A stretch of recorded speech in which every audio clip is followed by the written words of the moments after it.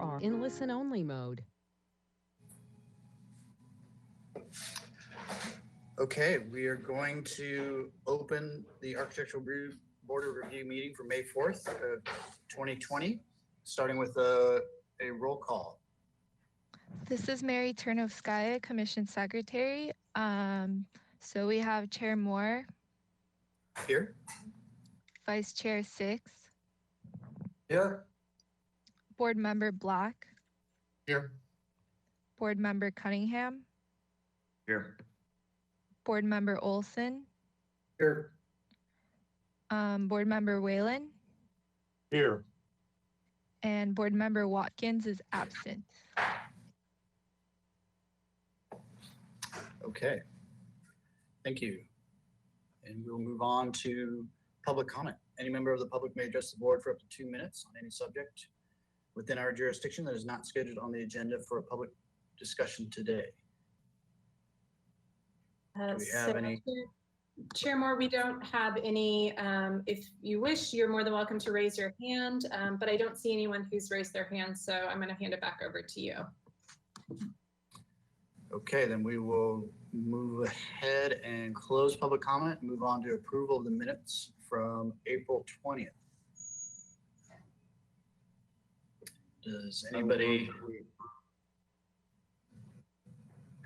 I move we accept them as presented. Okay. Okay. Is there any? Was that a second? I seconded. Yeah. This is kind of. Okay, so we had a first by Olson and a second by Mr. Cunningham. Is there any discussion?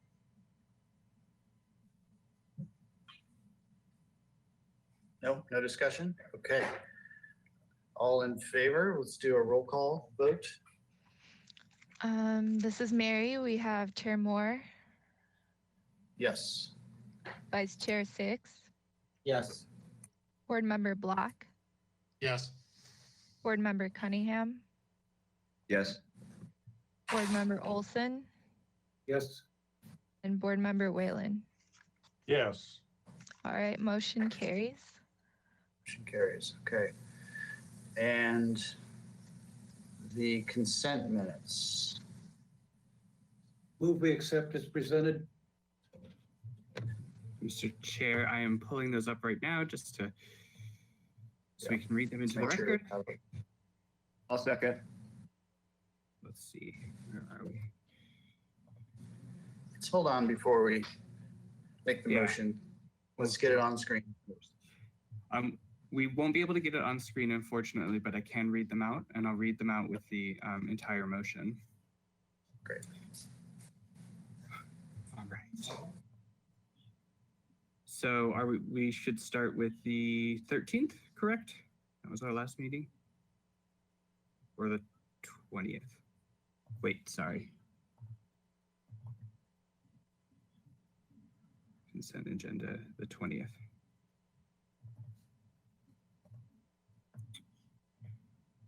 All right. So for the Architectural Board of Review consent agenda for April 20th, 2020, I apologize, that was full board. We have item A, that's from May 4th. I apologize. There we go, April 20th. Item A, 1136 East Montecito Street was given approval of its review after final with comment.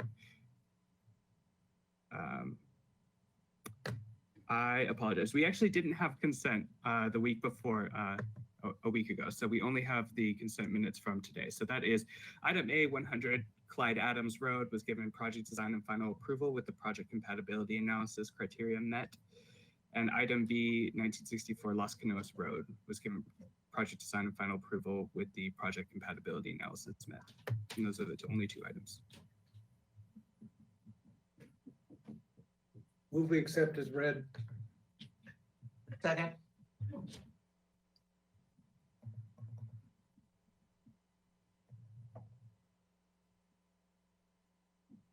Mary, if we could get a roll call. This is Mary. We have Chair Moore,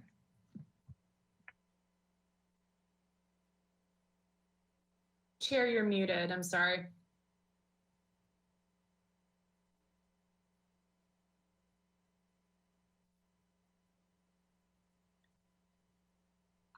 Chair, we still can't hear you. Okay, how's that? There we go. Could you, yes, Okay. could you start again? Sorry. So let's have that motion again. I believe Mr. Olson. I move we accept the minutes as read. Second. Okay. All right, is there any discussion? No discussion? Let's have a roll call vote. this is Mary. I will take the roll call. We have Chair Moore, Yes. Vice Chair Six, Yes. Board Member Black, Yes. Board Member Cunningham, Yes. Board Member Olson, Yes. and Board Member Whalen. Yes. Motion carries.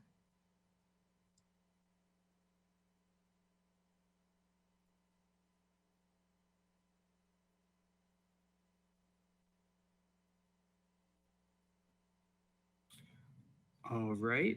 It sounds like we're on to announcements. Mr. Chair, you're still muted, unfortunately. Lose Mr. Showing I'm unmuted. There you go. We got you. Okay, all right. All right, so moving on to announcements. Yes, we have two announcements today, Mr. Chair. 103 South Calle Cesar Chavez was continued to today's meeting. However, the applicant requested that they be postponed for the time being.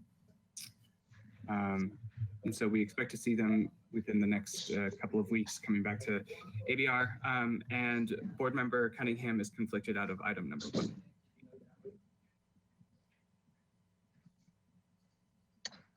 Okay, any other subcommittee reports? I don't think anyone's met lately. So we can move past that and go on to the first item.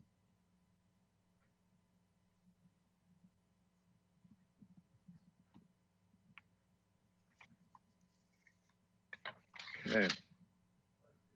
So item number 1, are we ready for this? So we have the applicant team. I believe it's Jeff Fairber and Anna Schmitz. Are we there? Yeah, Jeff Ferber and Elijah is also part of the team. There he is. Wonderful.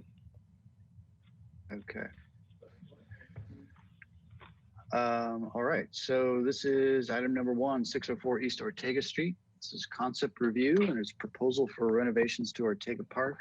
The project consists of the Ortega Park master plan, including a new swimming pool, wading pool, water slides, skate park, splash pad, sports court, shade sails, sports fields with synthetic turf, ping pong tables, cornhole, and buildings for restrooms and maintenance. Site improvements such as fencing, parking, landscaping, dumpsters, and related enclosures and walkways are closed. The park and related facilities, a sports facility for the ball fields and related facilities only, and a community building, the Welcome House, per the City Council Resolution 17-074. Okay, if you could introduce yourselves, starting with the applicant. Chair Moore, Jill Zachary, Parks and Recreation Director. Justin Van Mullum, Project Manager. Jeff Ferber, RRM Great. Design Group. Elijah Pierce, RRM Design Group. Okay, welcome back. And just as a point to, as we get started here, we try and limit the presentation to 15 minutes. That way we can ensure we have enough time for questions and comments and any public comment as well. So keep that in mind. Great. Thank you, Chair. If I could start. I just want to do a very brief introduction before we turn it over to RRM. This is the third time the ABR would be considering this project, and we are actively seeking your guidance so that we can continue moving through the design and the development review process. This project started in 2018, and it is the result of a very detailed and comprehensive community engagement process that resulted in a master plan that the City Council approved in January 2019. So as you know, and as you will see from our presentation, we've been actively working on our preliminary design with the goal of getting to the Planning Commission and having our environmental review completed this year. We've also been actively seeking grant proposals and currently have a couple pending, and those proposals are pending or at least available to be awarded if we're successful, as long as we've achieved completion of this design phase of the project. And just as a little bit of history, this site hasn't been redeveloped comprehensively since 1975. So we're actually quite excited that we've got a great plan and look forward to sharing more with it to you. Thank you, Jill. This is Jeff Ferber, and we have really attempted to consolidate our presentation to address the points that your board made about the project in September of last year. So I'll go ahead and get started. The first slide is a sketch of the interior of the park along the soccer field looking in towards the center of the site. Next slide, please. And then the next couple slides are just the existing conditions, which you're very familiar with. Site plan, next slide. And a series of photographs from around the park. Next slide. This is the updated site plan, and the areas are highlighted. There's 6 zones, and these are all the major use zones of the park. And there were comments from your board in each of these zones, and we've addressed those. And we've prepared a series of slides and to highlight where we've addressed your comments. Next slide, please. This slide, as well as the next 2, are images of products and furnishings. And some of them may be very specific to what we may use. For instance, the ping pong table, which is very durable and concrete. Others may be just very close images to the final products. Next slide.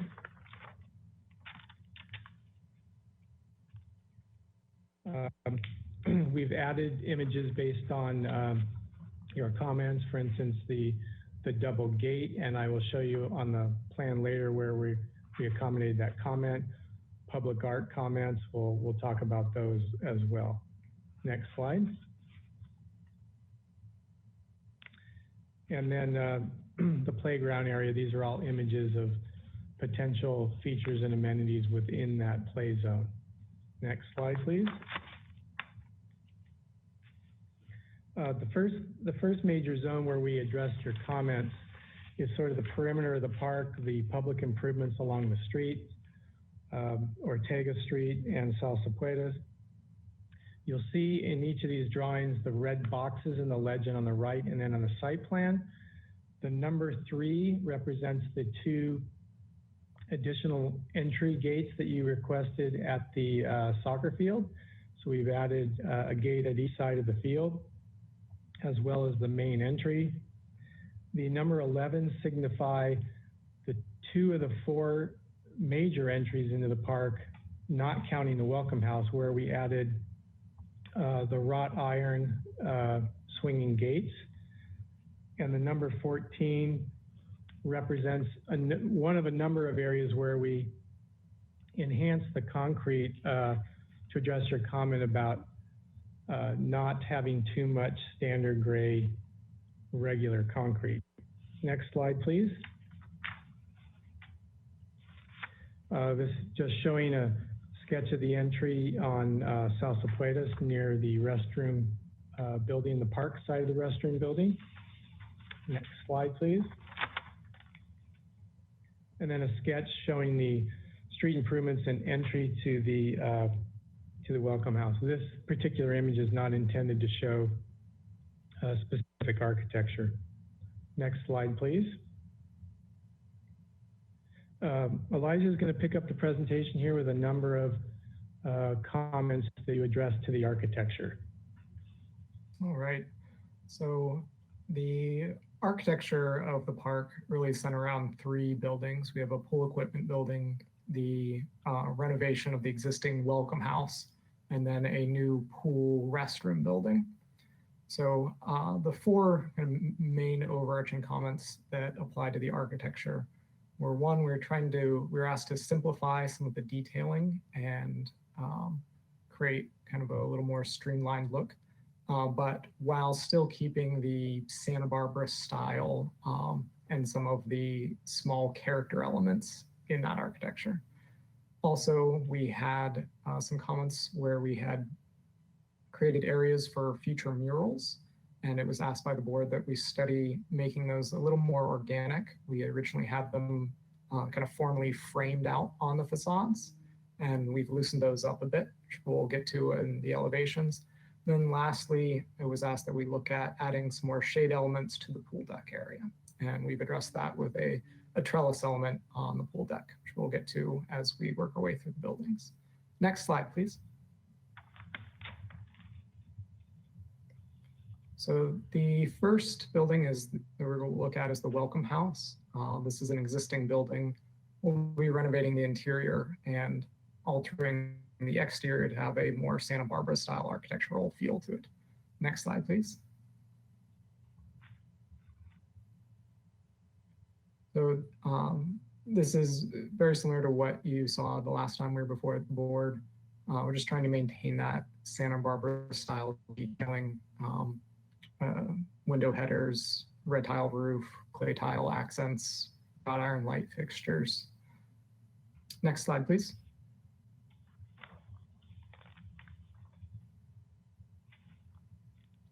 And these are the end elevations. Next slide, please.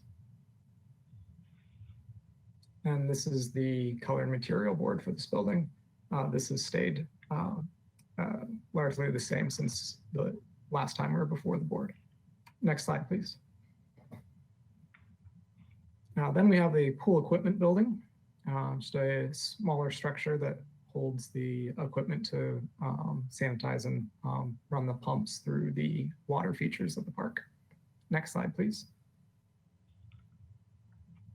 So here you see we originally had a more frequent corbelling pattern at the eaves, which we've simplified down to a more straightforward cornice with 2 end corbels to give us a more pronounced profile at the end of the building, but it's simplified the center runs to remove the additional corbels.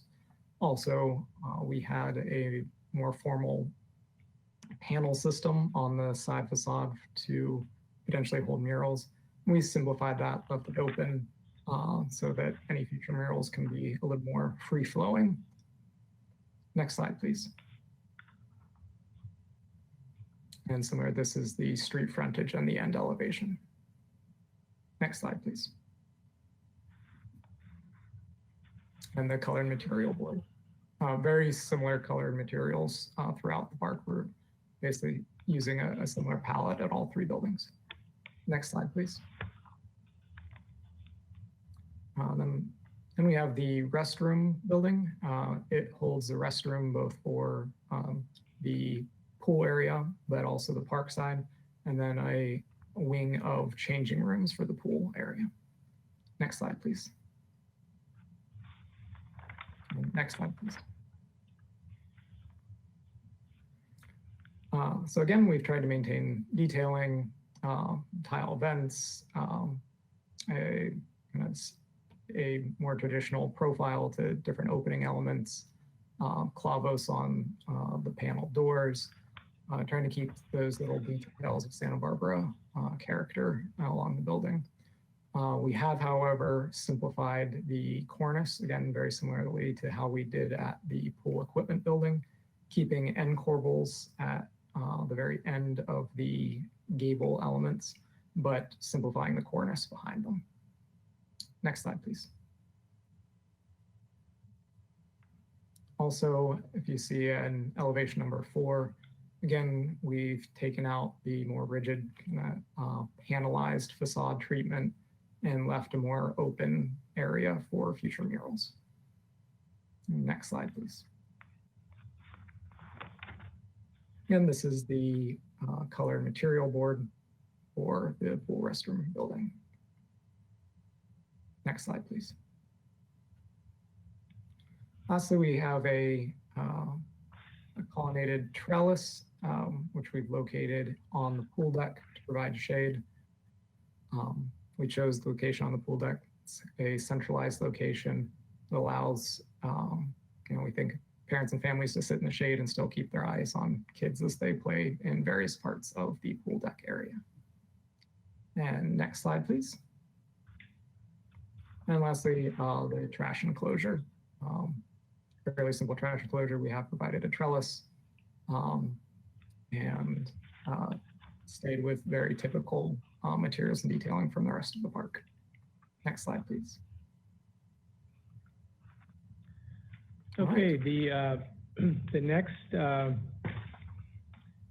slide shows the athletic field, and your board had a couple of comments and questions related to the lighting.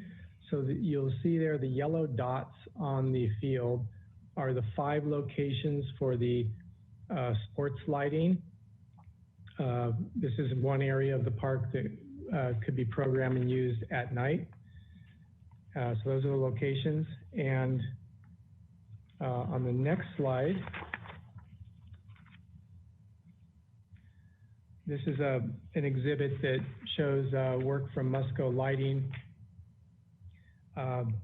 And the point of this slide is relative to the lighting levels as the light is focused on the field, and then what light might leave the neighborhood, move into the neighborhood. And all of the light levels on the perimeter of the park meet the commercial and residential standards for light leaving the site. And we've worked with them further, and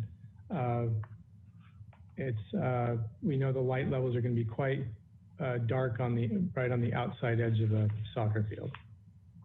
Next slide, please. And in this zone, the kind of multi-aged court zone, there were a couple different comments your board made. The number 7 was you asked us to continue the diagonal promenade. It used to truncate before it made it up to the little plaza picnic area there before it got to the soccer field. So we've now continued that all the way through. The number 8 and 13 are other public art opportunities to make it more organic as an opportunity. And the number 14 represents an area where we've added pervious materials, more passive areas, drought landscape, and grass to sit on, and remove some of the standard grade concrete from that area. Next slide. Just a couple more slides to go here.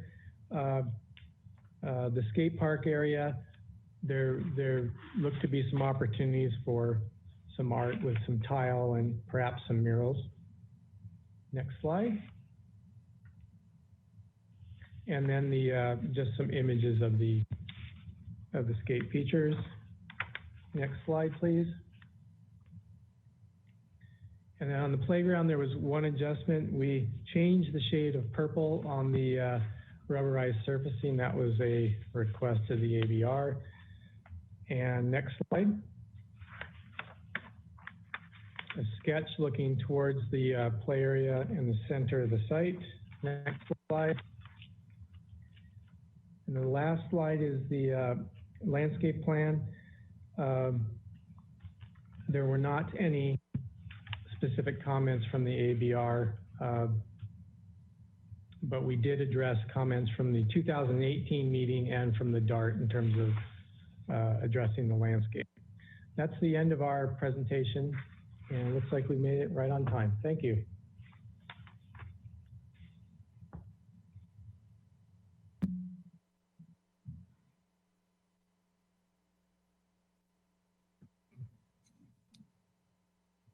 Chair Moore, are you there?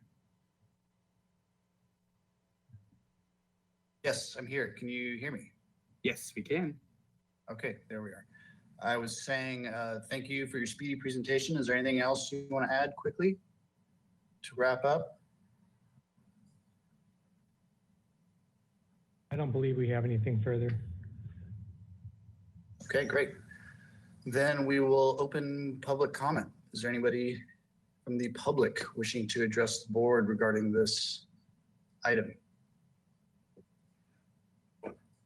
So if you are here from the public and you do wish to speak, if you look at the screen right now, there's instructions on how you will raise your hand, and that lets us as staff know that you want to speak on this issue. You will have 2 minutes to speak. We will not be sharing time.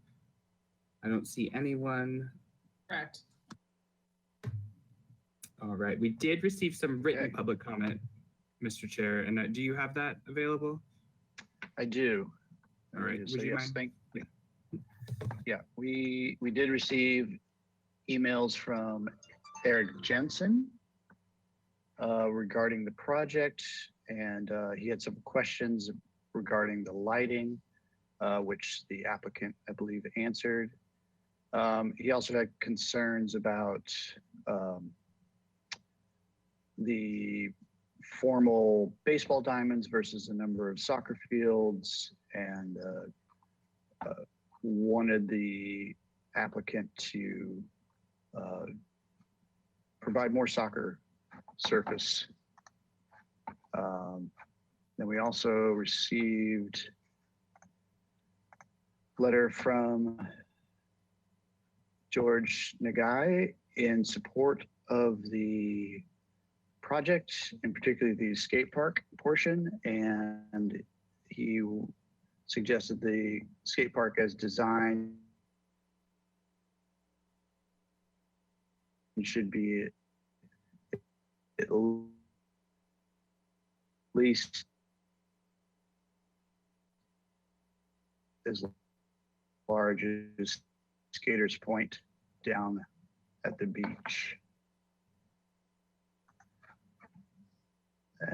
And also another email from Mark Moses in support for the concept. And believes that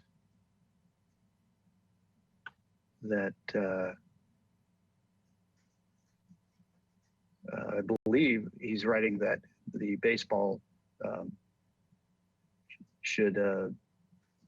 baseball fields were most important in his view. And then another email from Bob Conway, who is concerned, maybe that's a different item, item 2, sorry. So those are the public comments that we received. So with that, we will close public comment. Mr. Chair, we do have a hand raised, since we did have, it was Okay. still, so Okay. I have Rubai Estes. Hi, this is Rubai Estes. Thank you for the opportunity. I just wanted to also thank all of you for the work that you've put into the skate park concept. Very much in support of that. I couldn't understand the readout of one of the comments, I believe, from George Nagai on the design concept. I was wondering, it was going in and out in terms of just voice quality. If you could just read that comment again, I think that was all I had. Okay. Well, just in the interest of open communication, I believe the public comment from George Nagai was in support of the concept overall, but he wished that the skate park size was at least equal to the size of the Skaters Point Park down by the beach. And it's currently slightly smaller. All right. Okay, so now we can close public comment. Go on to questions from the board. Let's see. Why don't we start with Mr. Olson? Yes. At the previous meeting, I had suggested that you make contact with the Santa Barbara Arts Commission. I subsequently contacted them and informed them that you might talk with them, and I'm wondering if you did that.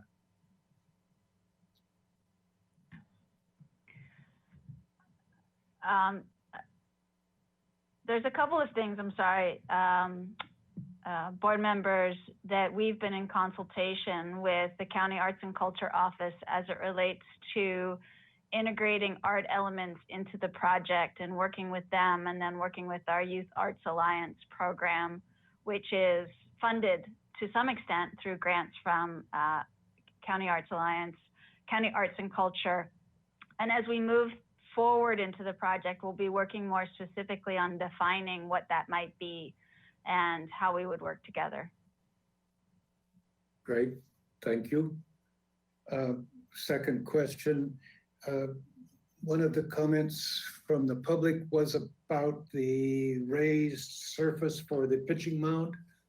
He was suggesting that that would not be a good plan. I assume you have not raised that area in the soccer field.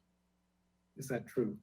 This is Jeff Ferber. That's correct. It's shown as a synthetic surface, so they would have a portable mound. Great. That's all my questions. Okay. How about Mr. Six? Any questions? Yes, Mr. Chair. Can't remember if, I think at one point we had discussed. I'm sorry, Mr. Chair, Board Member 6. If you're speaking as a board member, please turn on your camera so that we can see you if you have one. Okay. Yeah, there we go. At one point we talked about fencing and that the project could not afford to do a wrought iron or hollow iron fence all around the property. Can you clarify whether you went that full extent or where it changes, or what happened with that fence transition? Yes, this is Jeff Ferber. I guess I could suggest that if we could go to Exhibit 6.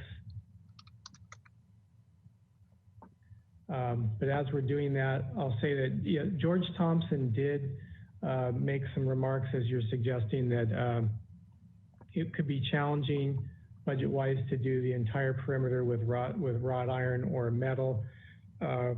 We added the wrought iron gates.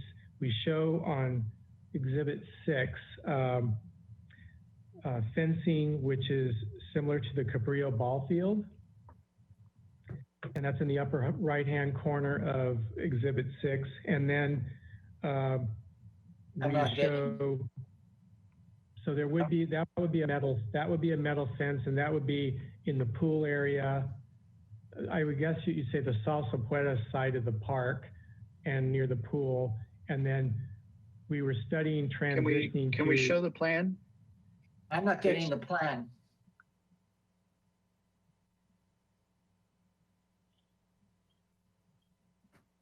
Hi there, Timmy. Can we see the site plan? To the PDF page, that would be helpful. I'm not seeing an Exhibit 6 running. Yeah, you could go to Exhibit 4 for the plan, or 6 for, we have a couple images on slide 6. Page 6. So is this the photo sheet you're looking for? Or are you saying you want page 6 of this packet that we ran through previously? Page 6 of the presentation.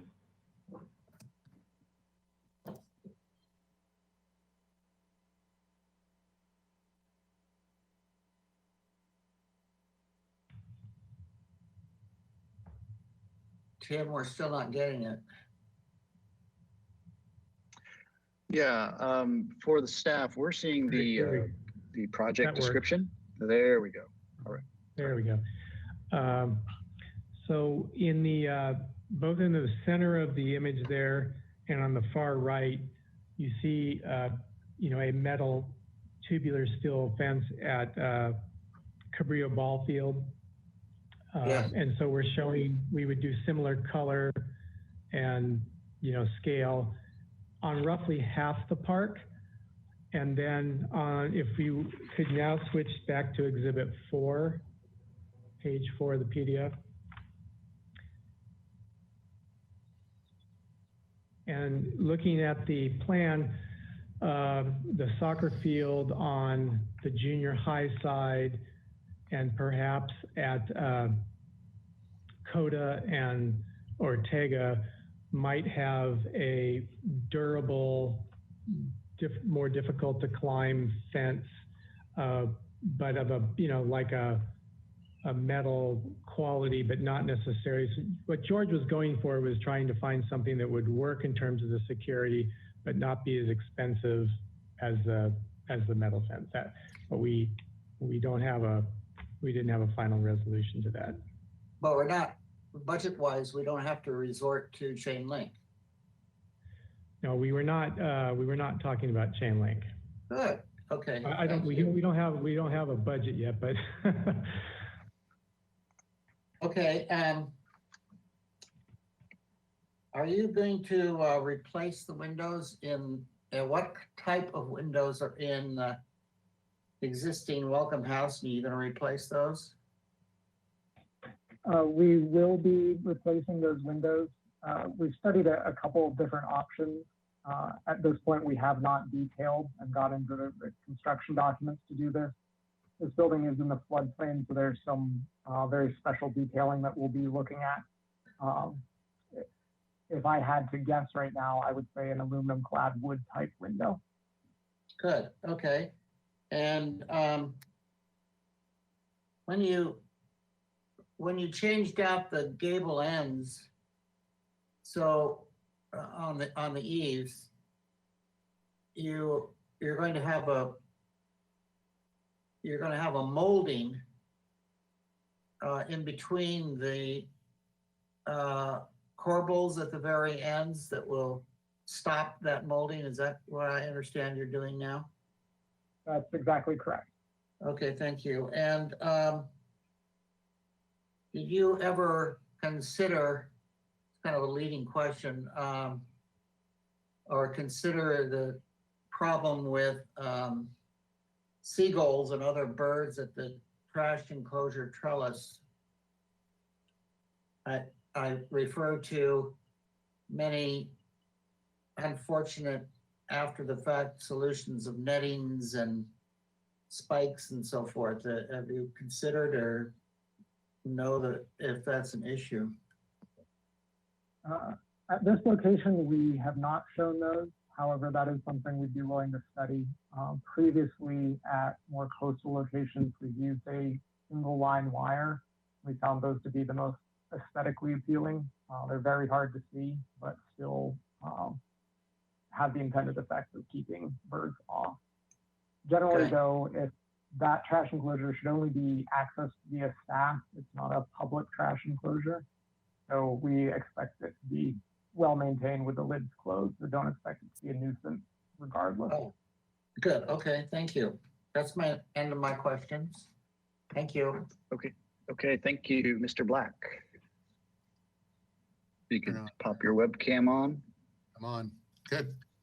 Great. I think the question that first came up to me is the orientation of the baseball field, the diamond. How much discussion was there about where to place that? I mean, you've got it in the lower right corner now. I'm always looking at, are the outfielders looking into the sun, which I suspect that they probably are in this particular orientation. I always would consider too, if there's going to be foul balls, especially with left-handed hitters that could go into the park, as opposed to if you locate it in the upper right corner, you know, you might solve some of that issue. then there's always the issue too of overthrown balls, and then what kind of fence do you have to stop the balls as they're flying through the air, that sort of thing. But anyway, it's just something to think about, but it's one thing that I noticed right away. Otherwise, I don't have any other questions. Sure. Would Okay, you like does me to the applicant want address to, that? yeah, why don't you go ahead and address that? Okay, sure. Those are good points and good questions. Thank you. We did look at a number. In fact, in 2018, when we first came to the board, we had the baseball field in the left lower area. We studied it in fact every location, and we found that there are positives and negatives with each. We moved it to its current location largely because it seemed the most safe. It was the furthest from the parking areas in terms of consistent foul balls. And we looked at the fencing and all those issues brought up. So it is one of those areas that I think with staff, we will continue. This would be the kind of issue all the way into working drawings where I think we would continue to ask the questions and make sure it's in the best spot. The field is graded similarly. It's very evenly graded. So we do have some flexibility to continue to ask those questions. Right. This is pretty early on in deciding exactly where those go. So let's move on to, do we have Mr. Whalen? Yes, you do. Okay, great. Excellent questions. So first, very quickly, I just wanted to confirm that the play field is artificial turf, correct? Correct. Right. And the basketball court, is that just the same size as the existing? Looks a little small, is it, or is it some regulation size? You're very perceptive. It is a junior high size. It's intended to be for recreation, so it's smaller than, say, a high school basketball court. And I'm presuming it's roughly the same size as the existing one, right? You know, I don't know exactly the size of the existing one. Not really important. And let's see, is there an existing walkway on Quarantina Street? I don't see anything in the proposal for a new walkway along what we might call the northern border along Quarantina. Is that just not needed? There is a pathway up there, and there's a pathway and a kind of a bike multi-use path, and we are maintaining both of those. All right then. And then my last question, the public art element that's shown at the terminus of the entry access, it looks something like it might want to be a kiosk. Is it actually a structure, or is that unknown yet? It's unknown. We would be working with the arts community in determining. We just put a symbol in there to show a location for a significant piece of art. Yes, thank you. Fine, that's all of my questions. Okay, great. Sorry about that. I guess I just have one question. If we zoom into the area where the letter F is currently, can we do that on the plan? A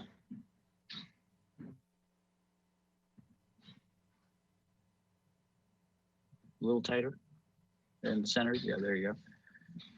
Okay, so there is direct access. So you could come through the park, through this shade sail central feature, and then proceed onto the ball fields. Is that correct? That's correct. Great. Okay, that's my question. Let's go to comments from the board. So let's get the board members up here and the applicants. We're gonna turn your cameras off. We can get all our board members up.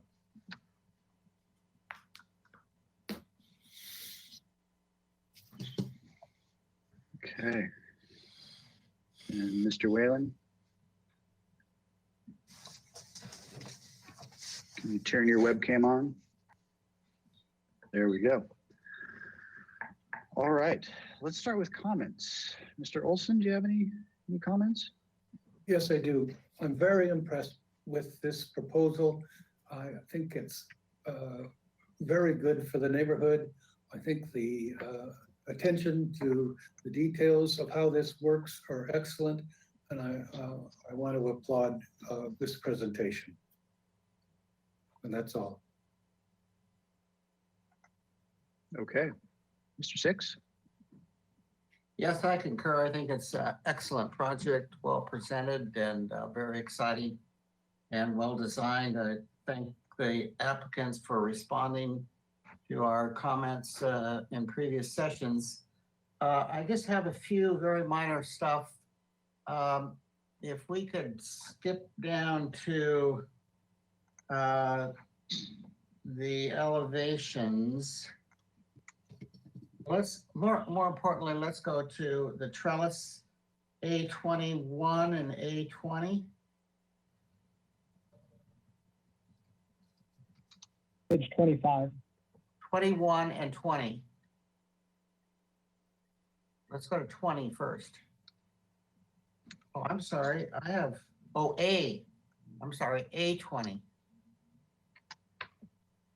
Oh, okay. Yeah, we have a different drawing set. Yeah, we do. So here, one of my concerns is that it seems like your purlins and beams are reversed. The purlins seem to be spanning greater distance than the beams, and I would suggest that you flip these and have the girders run so you see the face of them on the east elevation, and the purlins obviously run 90 degrees to that, so you would see the face of them on the west elevation. Yep, just one of my comments. And then if we go back to 24.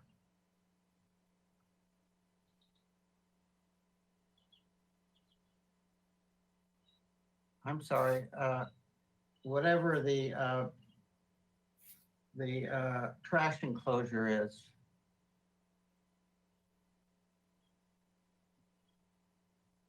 If the applicant wishes to turn on their mic, if they know what sheet it's on, that would be helpful for Timmy. Page 26.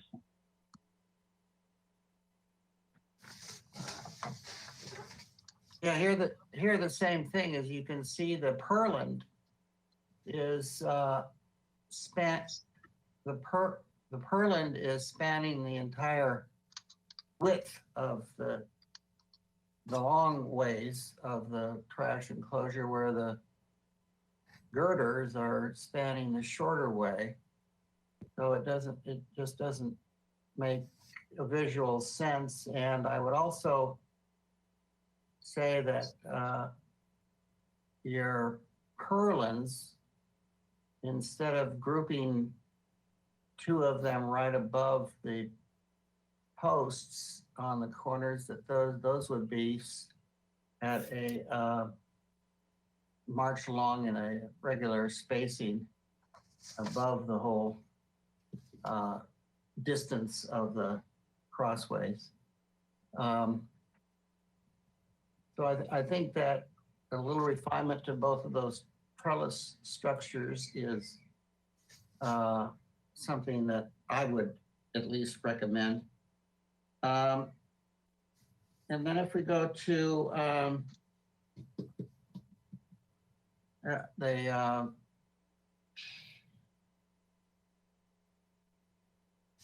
elevations of either the pool equipment or the restroom.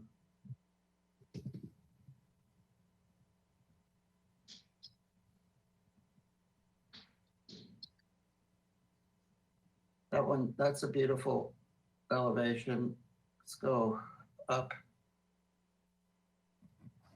Yeah, here, I think that you've resolved the gable ends just really nice. Just a minor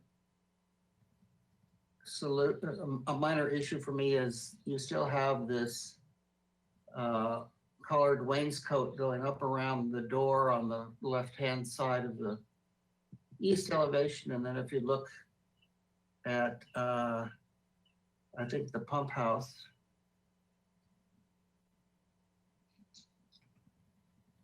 sheet, whatever.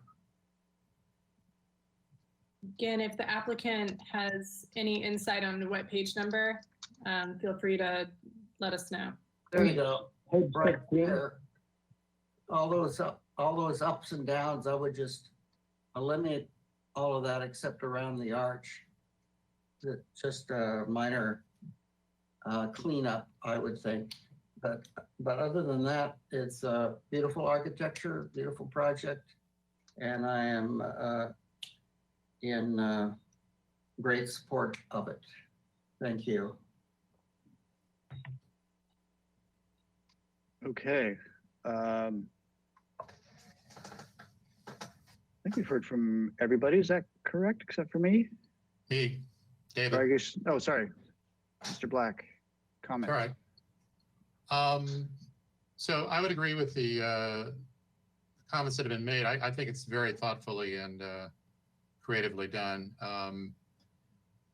Relative to the landscape as I see it, because I know there weren't any comments because Mr. Cunningham wasn't at the last meeting. So I would just encourage the applicant and the designers to, keep the landscape simple, straightforward, and with major consideration for maintenance. I think the notion of using more evergreen trees than deciduous trees, because deciduous would drop a lot of litter and that's a lot of maintenance, and try to avoid a lot of herbaceous shrubs and ground covers that would get stepped on and just would not stand the test of time. But I think trees are probably the most important component because of the shade that they provide and just the visual impact that they have. And palms as well. I mean, you've got palms here used as an accent, which I would encourage. But again, they're a tree that doesn't require a lot of maintenance. But I just know that from the Parks Department perspective, taking care of a project like this is going to be, a bit of a challenge. So anyway, those would be my comments. Okay, thank you. Mr. Whalen.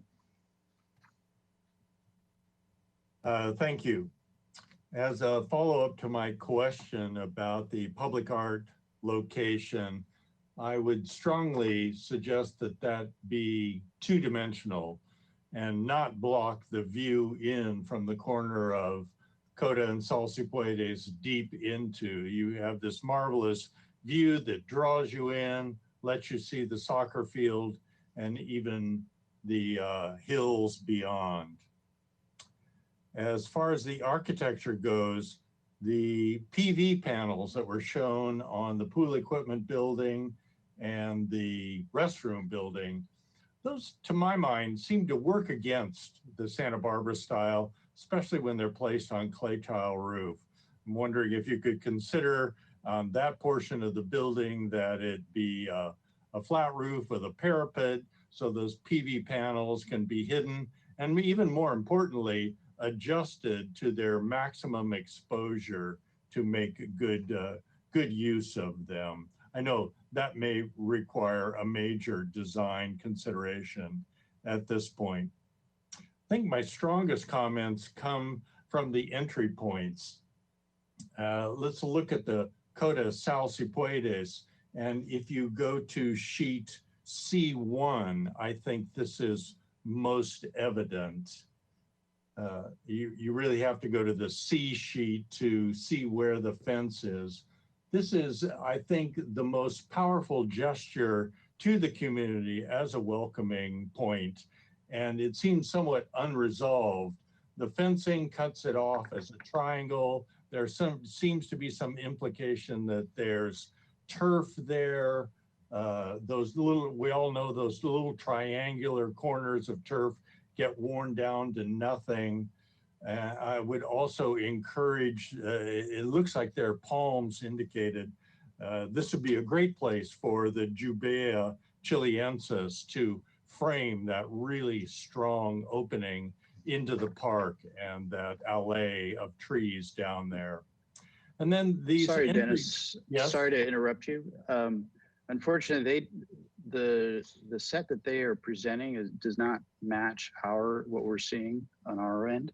So if you could give us the title of the view that you're referring to, then maybe we can track it down. I started at sheet C1. Mm-hmm. Which What's the title of that? It's called Preliminary Grading and Utility Plan South. Oh, yeah, they may not have that in their presentation set. Yes, Okay. I can understand that. But the entry points, which is where my comments are more carefully made on this drawing. They aren't as visible on this sheet number 4 that we're looking at.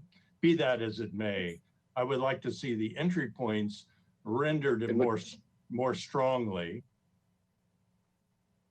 If I may, I'm not understanding Dennis's comments. So does the applicant have that sheet in their set or recommend a place where we could zoom in on?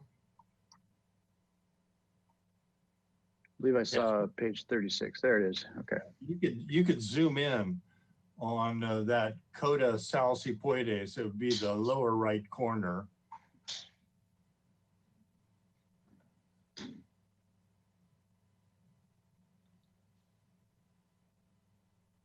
And there, the fence starts to come into view. Yeah, you're going to need to move to the right so we see the current design.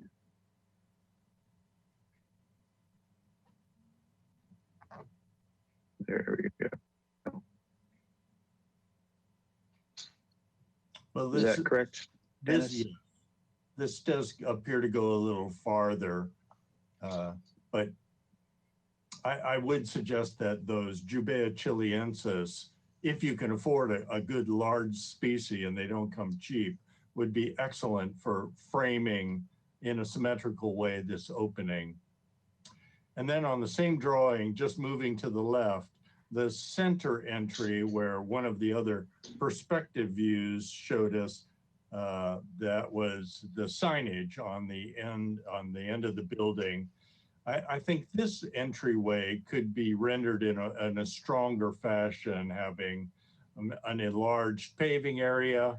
When I look at the site, this same axial view opens across the street and across the parking lot, and one can even see the mesa horizon, the hill of the mesa beyond. So I think this opening could be rendered more powerfully to express that entry nature of the park. Let's see. Can you go to sheet L5 if it matches our set? This shows a rendering of the entry to the pool building. Well, this is my previous comment. I think this could use a little more paving. Perhaps the paving comes up to the gate posts. Oh, and now you're onto this one.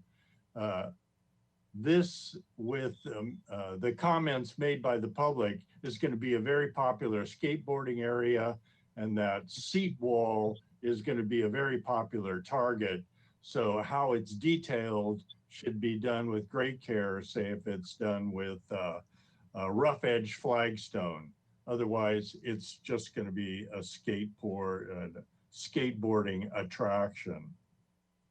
Oh, and then let's see, I'm not sure which page it's on. Perhaps you can recall, there's an outdoor shower area that faces the pool that really looks wonderful. I want to congratulate the designers on including that. It's this little alcove with benches and 2 showers and tile panels. Really looks like the Santa Barbara experience. Overall, I agree with the other members that the plan and its axiality and then breaking up inside is really, really wonderful and quite a great asset for the community. That's all. Thank you. Mr. Chair, I have another comment. It's Leon. Yes. So when this last came before us, we did not have a landscape architect because Mr. Cunningham was conflicted out. And so at the time, I felt like we didn't have specific comments about specific plants and plant choices.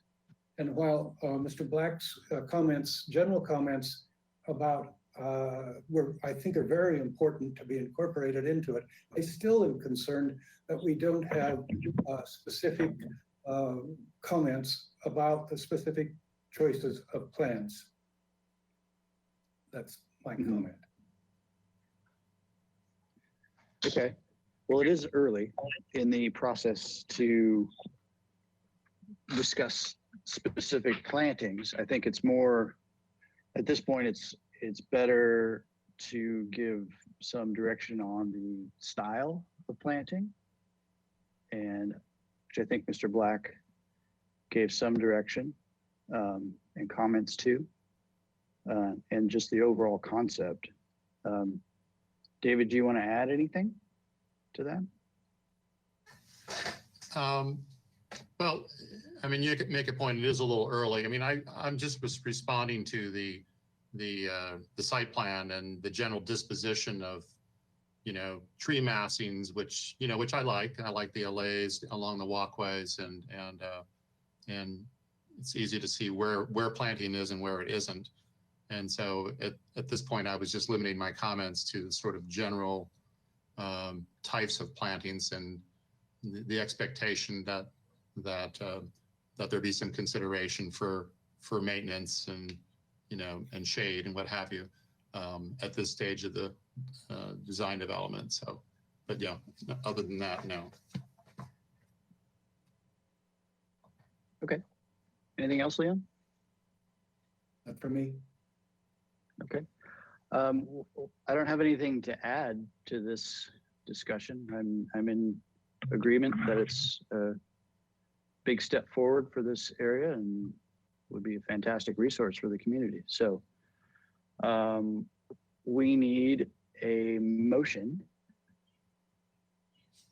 Does somebody want to tackle that? Mr. Chair, board members, just for clarification, this project does require review by the Planning Commission. So if the board feels comfortable that the general design of the park is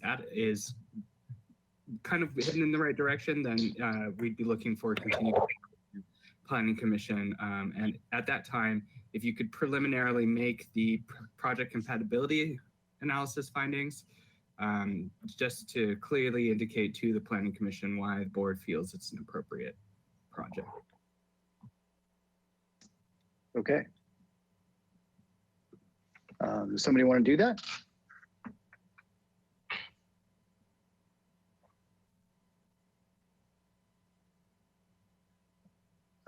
Okay, well then I will make a motion to continue the project to the Planning Commission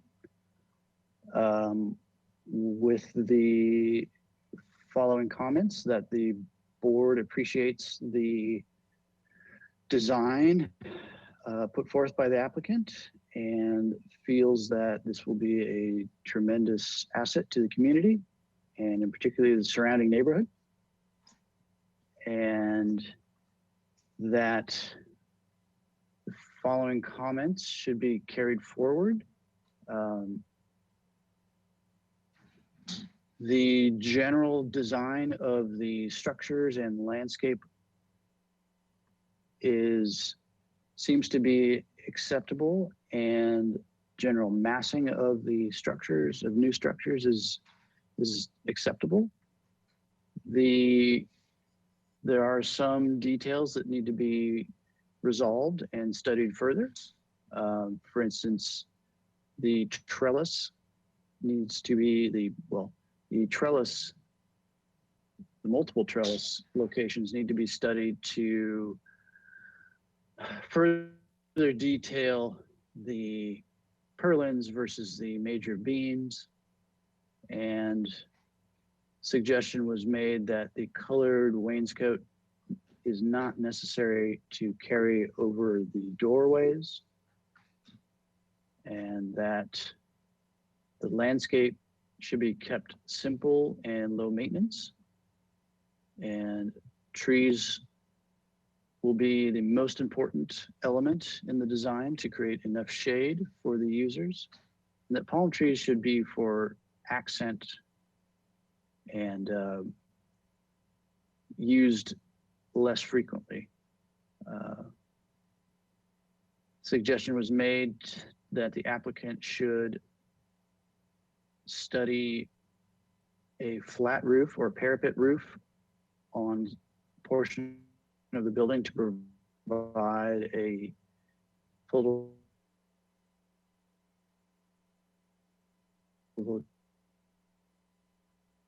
location and any other roof equipment that might be necessary.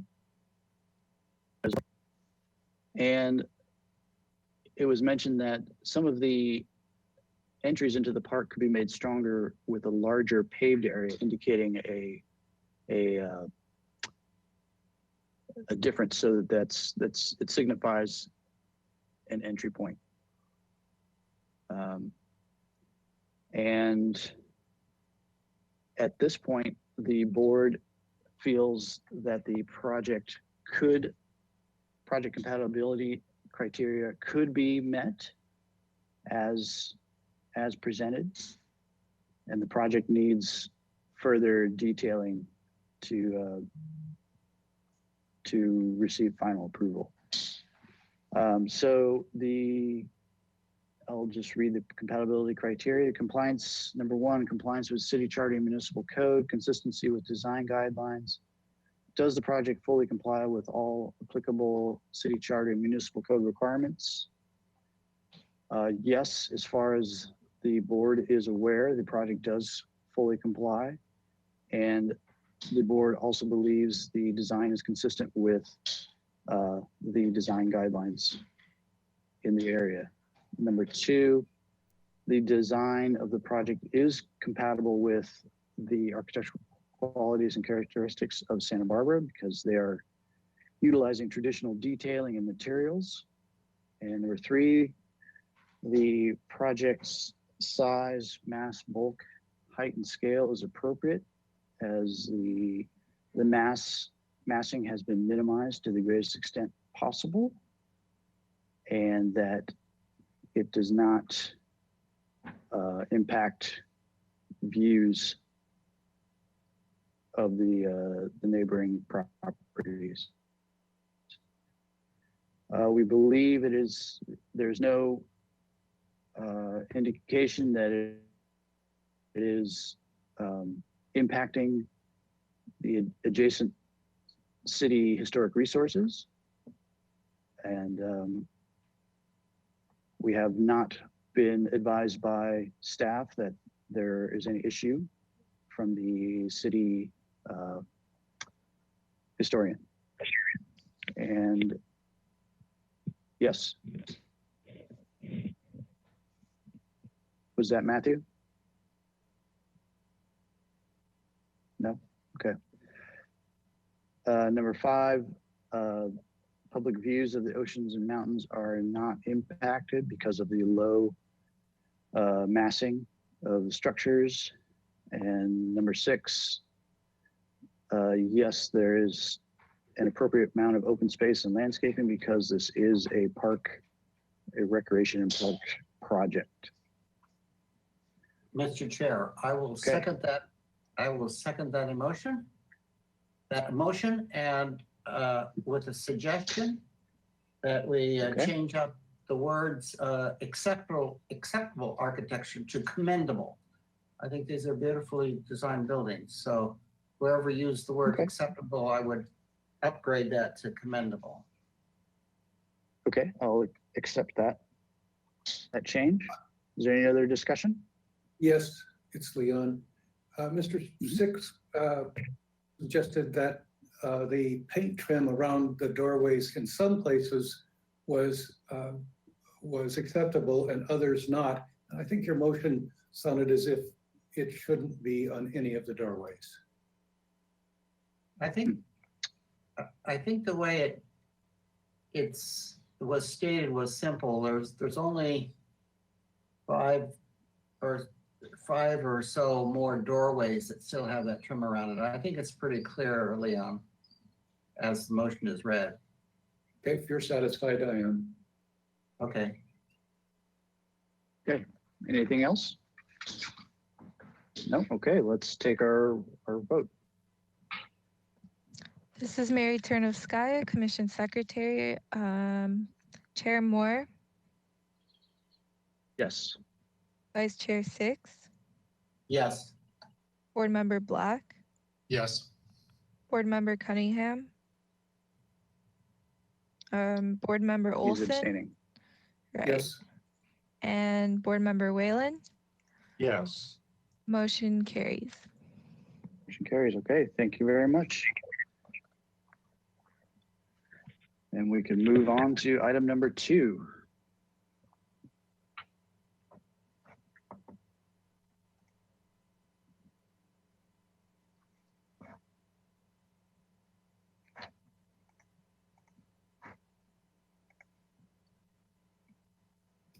All right. We have Rex Ruskoff in the room with us. He is the applicant. Can't hear him though. I should be available now. Can you hear me? Yes. Okay. All right. All right, great. So this is item number 2, 1717 Thomas Avenue, and it's here for project design approval. It's a proposal for 2 new residential units using the AUD program. The project consists of maintaining 2 existing residences on site and the construction of a 3-car garage with 2 second-story units. Unit mix will include 1 2-bedroom unit and 3 1-bedroom units ranging in size from 437 to 734 square feet with an average unit size of 539 square feet. The proposed density on this parcel is 27 dwelling units per acre on a lot with the general plan land use designation of medium-high density, which allows for 15 to 27 dwelling units per acre. Okay. And this sounds like we're getting some feedback. So Chair Moore, this is Ellen Kokinda. Do you have your headsets on? I'm wondering if your audio is picking up in 2 locations and that's what's causing the feedback. I do have my headphones on, but this is a brand new issue. So, but it sounds like it gone sounds now. better now. So I don't know what you did differently, but it sounds okay. And then I think I hear some shuffling from Rex. So, all right, I think you should be able to go ahead. Sorry about that. I won't touch any paper. So is it time for my presentation, or are you going to show the drawings first, or? Not yet. Not yet. Hold on. We have to finish reading this. So project design approval is requested, and the project requires compliance with the project compatibility analysis and the following guidelines: the urban design guidelines, infill design guidelines, outdoor lighting design guidelines. And the project requires an environmental finding for CEQA guidelines, section 15183 exemption. Project is consistent with the general plan. Project was last reviewed April 22nd of 2019. Okay, now if you could introduce yourself and take us through your project. And I want to remind you that we do have you slotted for 15 minutes of presentation to give everybody a chance to ask questions and make comments. So keep that in mind. Okay, Rex Ruskoff, architect for Antonio Aguilar, owner of the property. And this project, a little over a year ago, when it was last reviewed by this board, was deemed ready for project design approval, but not yet completed its full application review by the planning department. There was a couple of back and forths with that involving transportation and planning, and ultimately we did receive that final application. So what we're here for is essentially presenting the same project that there was before, just to get that PDA approval for moving on to the next step. Can we go to the next sheet? So that's a site plan of the existing situation, existing out there currently with all the data and everything. Can we go to the next sheet?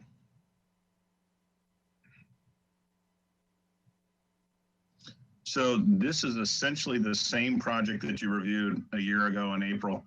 And the only changes are really minor, are to the trash enclosure. What do I want to say? It's about the middle third of the page. And that was with transportation. We had to work out so that car could end up, yeah, exactly where the hand is shown right now. We had to reconfigure that trash enclosure so that we could get that car to work there to satisfy transportation.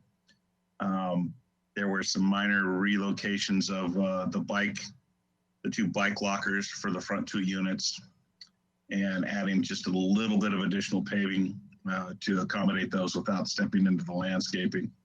All the paving shown as that kind of beige brick pattern is going to be permeable pavers, legitimate permeable pavers to satisfy our swim requirements. But it's essentially the same project you guys reviewed a year ago, and so we're just here for PDA, and that's essentially my presentation. Okay, Matthew, do we have the comments we made from last time available? Mr. Chair, we should have those available. The previous minutes. See if Tommy, sorry, Timmy, that was weird. Timmy, can you get those up? There we go. Okay. So yes, the project is ready for preliminary approval. Applicant returned with as-built landscape plan for what will remain in the project and landscape plan from the owner for what is being proposed and proposed materials. So Rex, can you address those two items?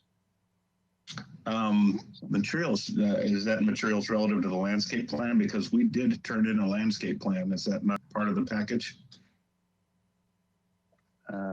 And if you're referring to materials as the building materials, we haven't selected those yet. It's going to be a hardy board siding with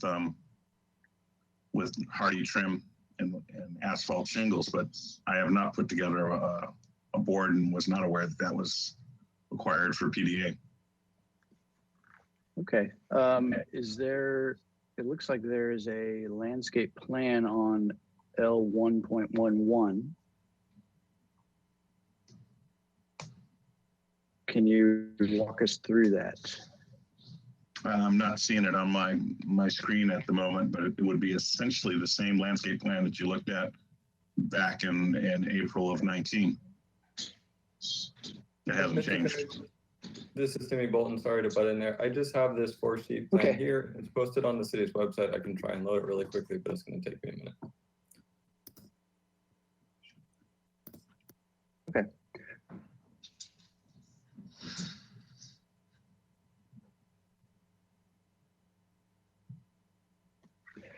Sorry, Rex, we're just trying to make sure we get through the motion. So we want to make sure we cover everything. So we're looking for an as-built landscape plan for what will remain and a landscape plan for what is proposed. No, it's an Go ahead. It looks like the plans that are posted on the website are the same ones I have loaded here. So I'm not sure if Mr. Oziomas would like to jump in here, but I just load what's prepared for me. So. It should be the last page of the PDF. It looks like is the landscape plan. Can we see that? Okay.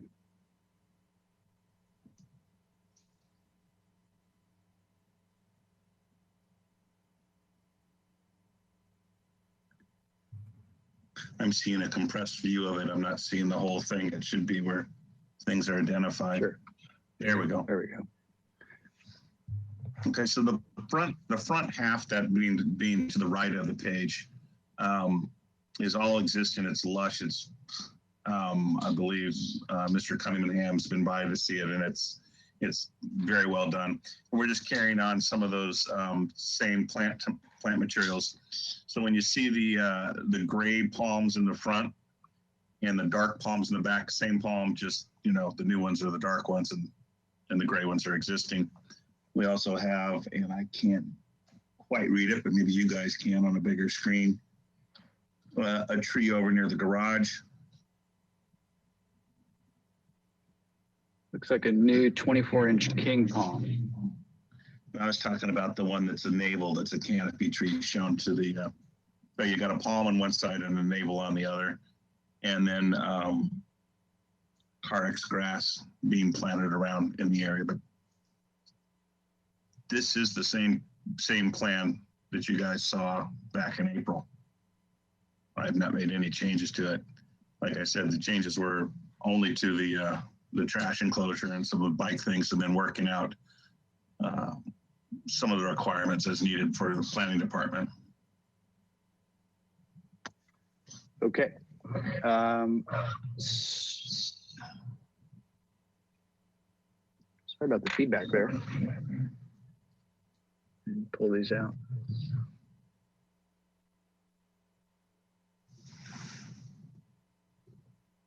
Chair Moore, now we can't hear you.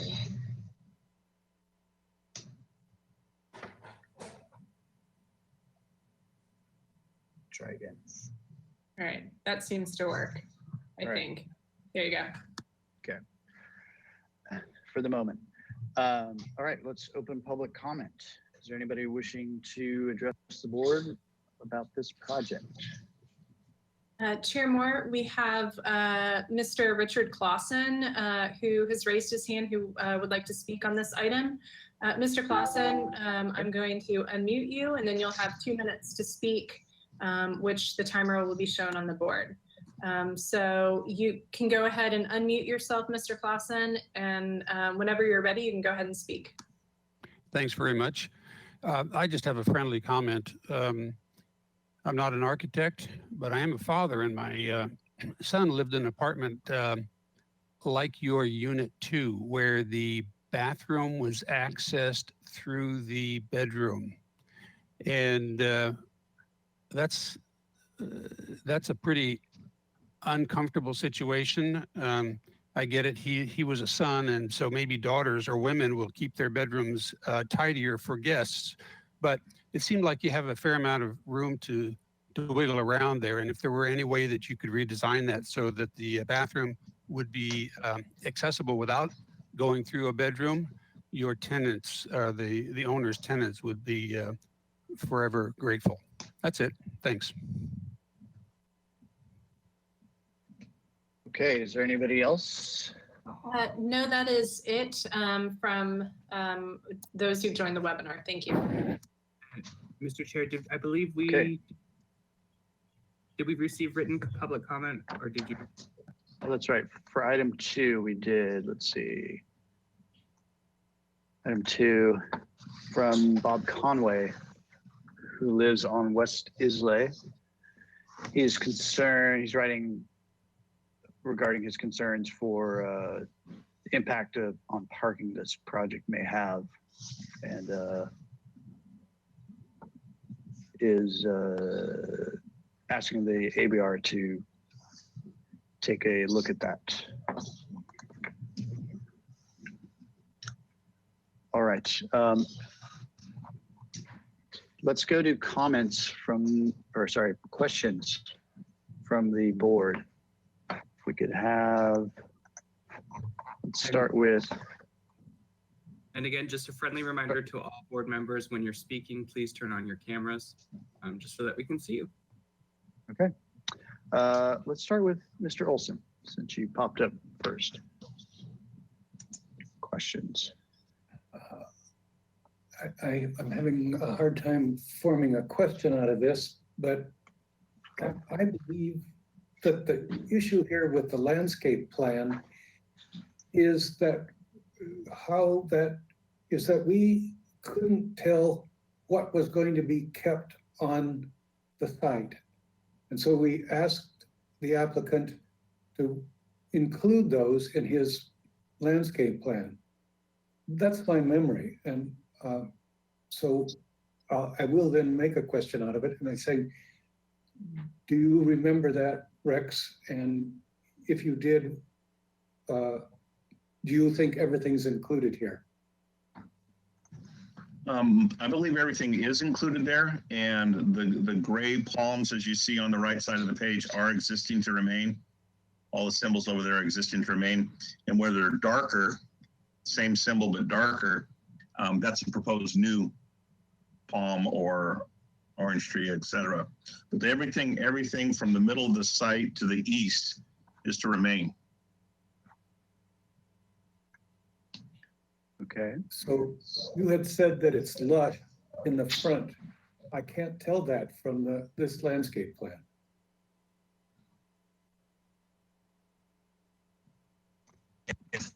Crossover projects that was seen a year ago, I believe the photographs that I submitted when I submitted this a year ago show how densely populated it is with lush green vegetation.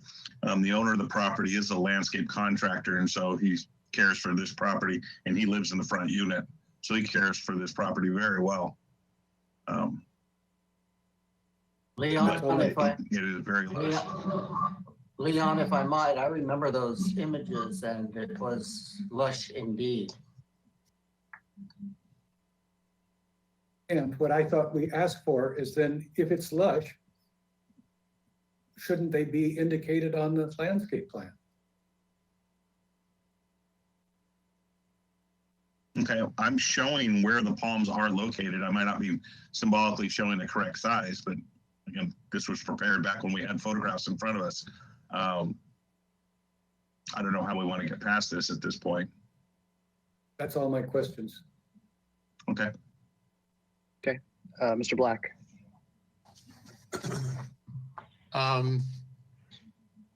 Well, I guess I share Mr. Olson's concern. When I look at this plan, I don't really see any landscape. I mean, I see what you're purporting to be some existing palms and then some new palms, but the rest of the plan as it's shown here is just green shading, and it doesn't indicate at all, one, that there is existing planting there to remain, or two, what those plants are.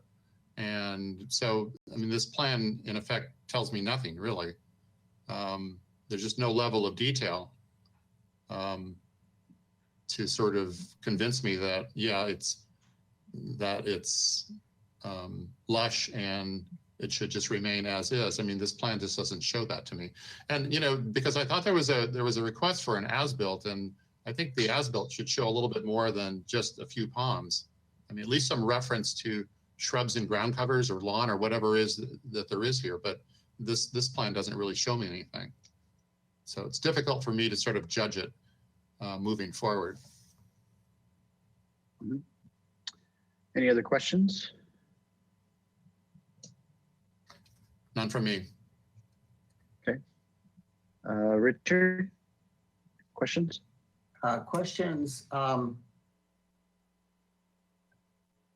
think in interest of the public's question, Rex, the two new units have their bathrooms access to the living areas. It's only in the existing no change bedroom floor plans of the existing units that the through the access to the bedroom, through the bedrooms occurs. Is that correct? Yes, and I can discuss that with the owner. My scope of work was the 2 new units and the how they abutted the existing unit too, but certainly I can talk to them about looks like a fairly easy fix to close up the door and have another door off of the kitchen area, so you can. And that's really not our purview at this point, getting inside the building. So it was just to reflect for the understanding of the public. Thank you. And I guess those are my questions. Okay, Mr. Whalen, we have you. Yes, I only have one question. Is there a garage door or is it just a carport under the new unit? It's a carport. All right, thank you. Okay, and then do we have Mr. Cunningham back? Is he still away?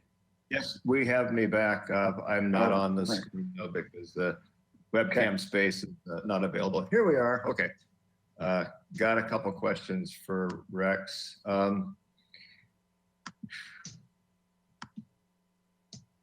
Now I seem to have lost my. We can hear you. Okay, I've lost my video, but I don't think it really matters. Rex, I would agree with Mr. Olson's and Mr. Black's comments regarding the adequacy of the as-built landscape plan. I think we need to have more detail and we need to have botanical names. I also have a question regarding a circle that you show in what I would call the northwest corner, which appears to be an existing tree that does not appear on the as-built landscape plan. Can you address that? That's corner garage there? Yes. I'm not, oh, there isn't, is it? You know, to resolve the landscape issues by getting a legitimate landscape architect to do a landscape plan. This one evidently done by an architect with this landscape contractor's input isn't going to cut it. So we'll just have to bite the bullet and take that hat off and hand it to someone else. So. Okay. And then one follow-up question. Well, actually, no, I'll just address that during comments. But yeah, I am concerned about that one tree. And also there is another, what looks like a pittosporum shown closer to the front of the property. It'd be nice to have a photograph of that and maybe some more photographs of the landscaping on site when you come back. Thank you. Okay, well, you're welcome. Okay, Mr. Whalen, any questions? I already had mine answered. Oh, you Thanks. did? Okay, great. I don't have any additional questions. So did we get everybody? I believe so. So let's move to comments. So if we could get all the board members up, and Rex will turn your camera off.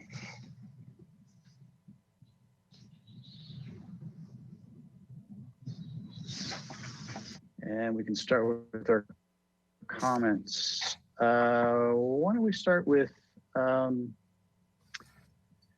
Mr. Black? Well, I think I've made my point relative to the landscape and what's been shown. I would agree with the comments that Mr. Cunningham has made already, but we need to see more. This is not adequate for approval. That's all.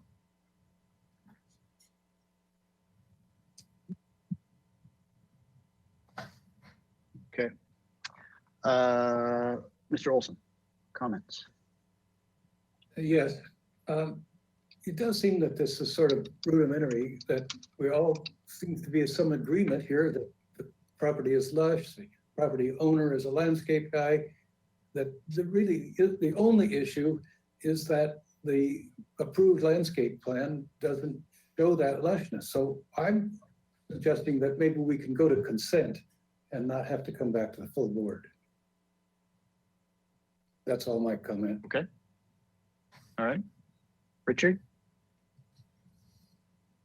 Well, I think last time I was concerned about the width of the opening and the apparent mass above the header of that wide carport area, but it didn't seem to be enough to register in the comments, and therefore, in interest of moving this on, I will just maintain that as a comment that I would rather see.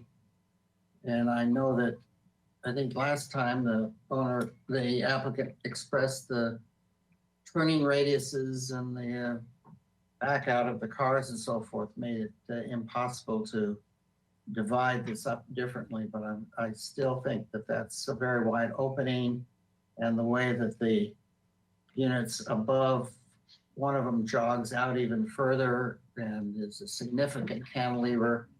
It's just uncomfortable for me, but I think that the water under that bridge is gone. So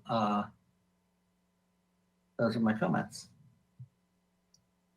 Okay, Mr. Cunningham? Thank you. I think this is a very nice project, a nice way of utilizing a small lot for much needed, presumably low cost housing. The site really does present itself well at the front where the existing residence is. And I think the buildings to the rear work pretty well with that architecture. I do think that we need to have, a full landscape plan. And I would add that instead of relying on a monoculture of palms for the vertical elements, the applicant needs to explore using some more tall canopy, or at least broadleaf evergreen trees to provide some buffering of the views of the architecture from adjacent properties, and provide some more variety in terms of the landscape. I believe also an irrigation plan needs to be provided for final approval. But I think otherwise, I think this is a very nice project. Thank you. Okay, Mr. Whalen, comments? Well, I've reviewed the pass submittal, and like member 6 said, it appears that some things have moved on.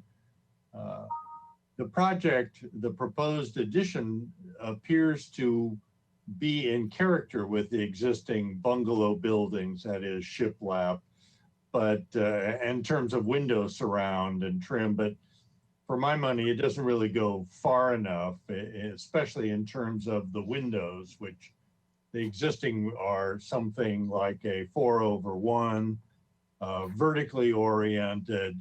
The new windows appear to be very modern, but I'm willing to let that go. It's hidden behind if other members don't feel that strongly about it.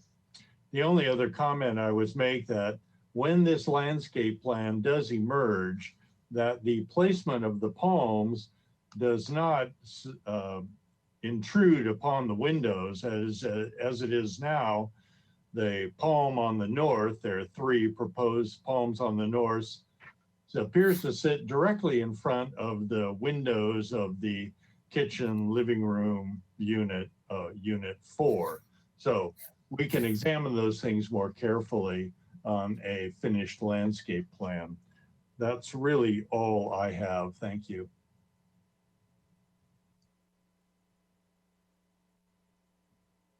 Mr. Chair, may I add, I don't think we... Okay. And I guess I would...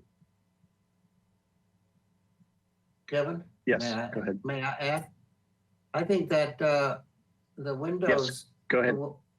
Yes. I think that the window types were not water under the bridge, and I think Dennis has a good comment that it's not too late in the game to to have that as a reasonable request.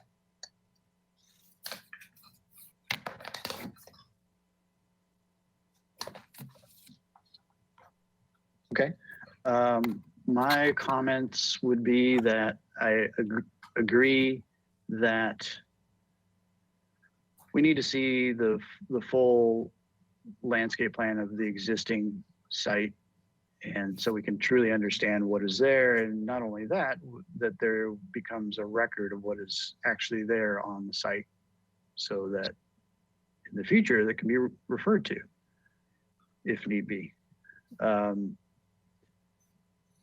The windows, I'm little less concerned about because it's in the, this addition's in the back and it's tucked away and largely not seen from the street. But I would defer to the majority opinion about that. So if somebody would like to craft a motion. Mr. Chair, I'll craft a motion for a continuance to the consent calendar agenda. I don't know whether Rex wants a indefinite because of his landscape requirement. Rex, are you there? Hello, Rex. Yeah, I'm here. Yes, indefinite continuance would be good. And also, just a second, I'll even share my webcam. I think that we've maxed out on the number of webcams, so okay. Now you would be able to. I think that answers the question. So sorry, Rex, I'm going to stop you there. Rex, sorry, I'm in Rex, the middle. we're going to stop you there. So an indefinite continuance to the consent calendar with the applicant to produce a full professional landscape plan, which specifies the species, not only records the existing, but records the species size and spacing of the new proposed planting. These to include, rather than only palms, to introduce new broadleaf canopy trees of tall stature to buffet the neighbors, the project from the neighbors.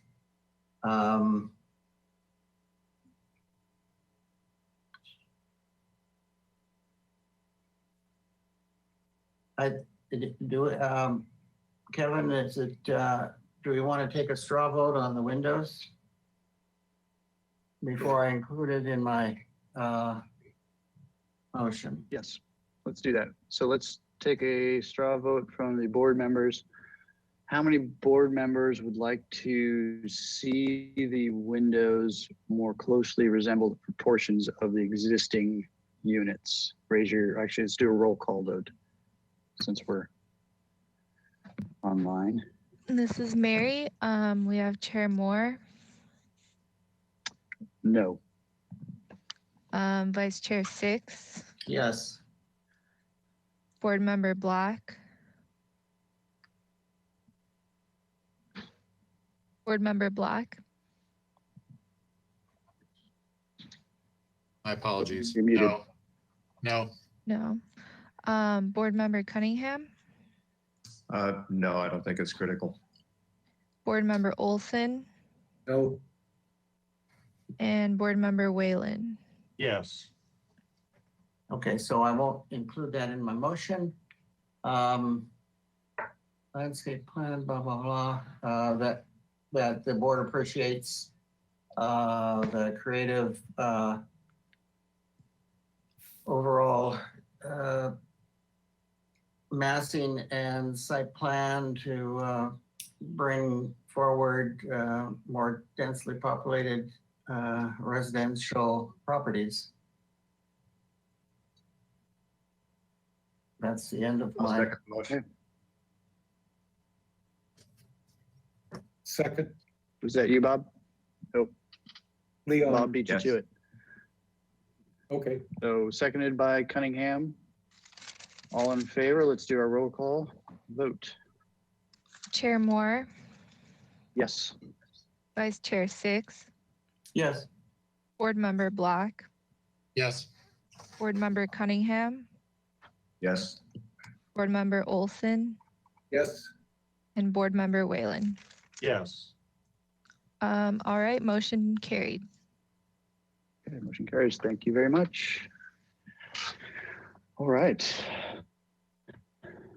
We are on to item number 3. We're doing pretty well with our timing here. Mr. Chair, we just heard word from Ms. Ostringer from the City Attorney's Office that she'll be stepping down for the rest of the meeting. Okay. All right. Do we have the applicant for item 3 ready?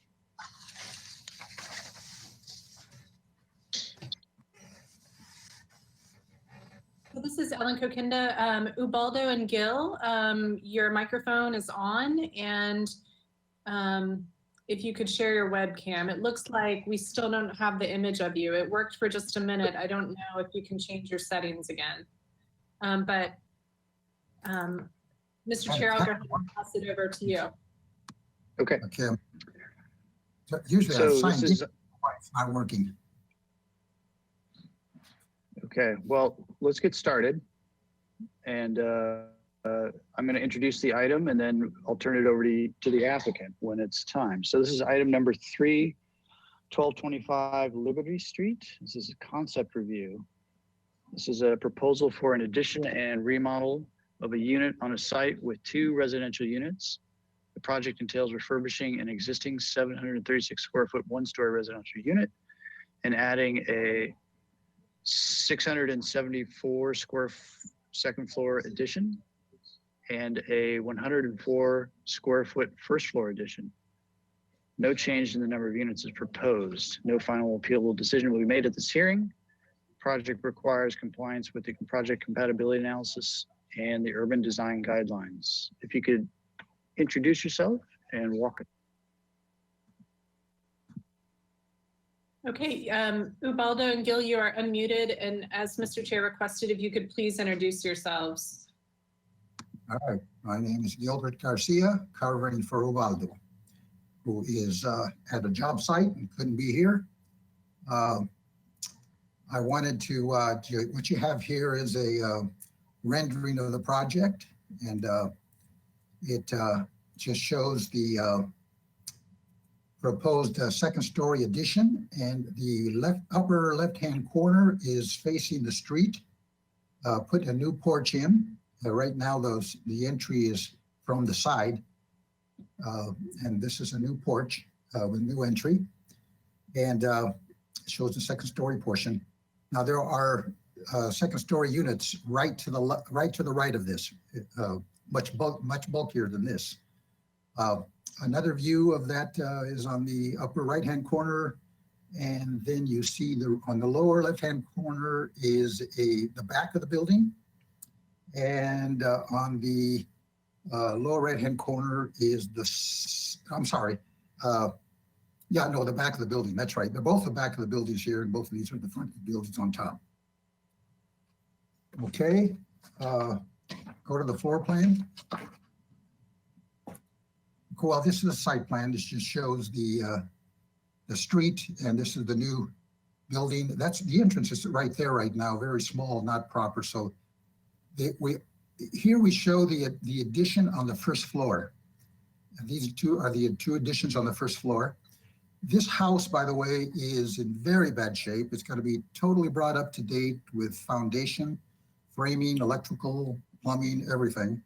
So it'll be just a refurbished structurally and brought up to code entirely. And then it'll go to a second floor. Now let's go to the floor plan.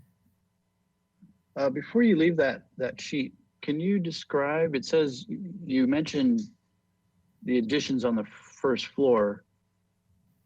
Where exactly are those? Is that hatched area? Yes, that's the hatched area. Okay. Right. All right? Now we go to Okay. the floor. Now here's this is the side facing the street here. This is the new porch. This is the addition right in through here, the addition right through here, and a little addition back here for the washer dryer. The rest of the house will just be brought up to date to code. And then there's a stair inside to a full second floor and 2 bedrooms and a bath. And you saw how those relate in the renderings that we sent you. So that's pretty much it. It's pretty straightforward. I think because of the amount of expenditure there is on the first floor, it makes sense to go ahead and add a second floor. There's a unit behind it that is also a second floor unit, much larger than this. So this is trying to keep the footprint as small as it is, but add the additional square footage on top for the 2 bedrooms. And that's the presentation. Any questions? Well, before we go into questions, I want to give you the opportunity to show us any photos or any other drawings to help illustrate the project.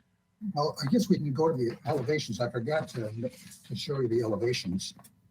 There's the elevations from the street, the new porch. Now there's the rear, and let's see. I got the others too. I guess I don't have the other elevations, but this is a concept. So now, as for photos, my understanding was that photos were submitted, but I said if you don't have any photos, just give me some comments on the rough ideas of this. Right next to it, there's a full 2-story, and just 2-story behind this, and all this block has 2-story units. So I'd have to ask for continuance if you're looking for photos on this. I guess I would ask the staff if they received any photos. Mr. Chair, board members, staff did receive physical copies of photos. A couple emails went out last week informing applicants that any and all material that they wished to review as part of their presentation should be emailed to staff or actually uploaded to Acela. And so everything that we have in front of you is what we had for materials to present. We could bring up Google Street View if that would help. That's not typically something we provide, but just putting it out there. Well, I mean, unfortunately, without photos and without other images, we really don't know what the existing house looks like. So, or what's next door or what's around it. So at this point, it's difficult to give really constructive feedback to the applicant. So I guess I would want to hear from the rest of the board if it's worthwhile continuing on, or should we just give a 2-week continuance? Mr. Chair, Richard. Yes. I'm in fully agreement. That was the conclusion I came to. I did look at Google Maps, but still don't have enough. I'm concerned about, one of the few 2 stories on the street, and I think we need a lot more. And a couple other issues. When I look at their site plan, sheet A2, it seems like the neighbor to the north up sheet is the 2-story that he's referring to is drawn anyway, quite a bit set back from the neighbor to the north up sheet. It seems like it's significantly set back from the street than the proposed or existing house. And when I look at Google Maps, it seems like they are at the same setback. So I think that it would help the applicant to, if this is drawn in error, to clarify that. Also, I would like to hear from. I apologize. Is this a, is this a motion, Richard? Let's craft this as a motion. So Well, Okay. it seems we missed public comment. I just would like to, we don't have anyone. Oh. We would. Okay. Okay, so let's hold off for a second and let's open public comment. Is anybody wishing to address the board regarding this project? No one is currently wishing to address the board, Chair. And we have not received any written public comment for this project. Okay, great. So we'll close public comment and let's go back. Richard, do you want to craft this as a motion for continuance? Could we have the Sure. board member turn on? Oh, perfect. So I will make a motion for this project for an indefinite continuance back to the full board to complete the necessary presentation materials to show the context of this two-story addition, new two-story addition to the context of the neighborhood. That would include existing neighborhood photos. And I'm thinking that I'm sensitive enough about it that I think we need to see a streetscape of at least the neighbor to the south and to the north in elevational form, compared and in line with the new elevation. 3, I would like the applicant to verify the position of the amount of setback the neighbor to the north has to the street, and if necessary, correct his presentation. And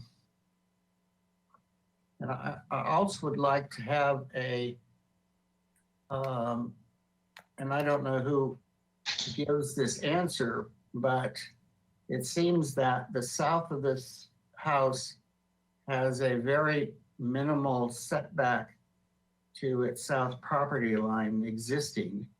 And I would like to have that clarified whether there is a zero line setback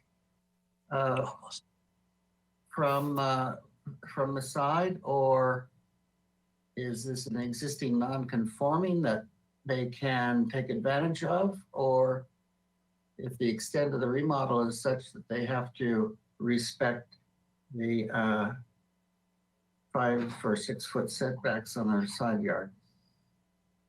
That would be my motion. I will second the motion. I would like to add that the applicant should return with an as-built landscape plan, please. Okay, does the maker of the motion accept that addition? Absolutely. Okay, any other discussion? I mean, I would add it's unfortunate that we don't have the photos because we really do want to move applicants through this process, but we just need to have everything in front of us. So please bring everything you can with you the next time. Kevin?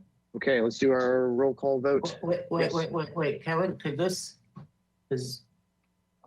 so could this be a 2-week continuance rather than indefinite, or how do we, Matthew? We'd have to ask the applicant what they would Unfortunately, like. we have been instructed to limit the number of projects on these agendas to keep time running smoothly. But we did an excellent job today, and if we keep it up, maybe we can revisit that. But for the time being, we are booked out right now until June 1st. Okay, we'll keep it as an indefinite then. Okay. So let's take our roll call vote. All right, this is Mary. I will now take roll call. We have Chair Moore, Yes.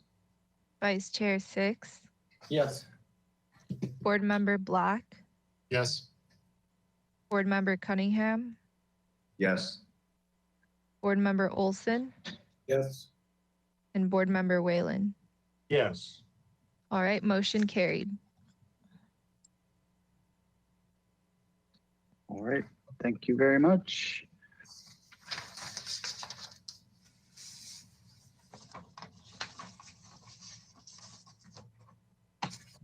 Can't hear you, Kevin.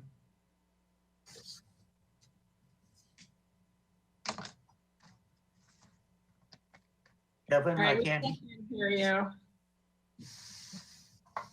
Does the vice chair want to adjourn the meeting? Yeah. that's all we have to do. The meeting adjourned. Thank you all for being here. Bye-bye.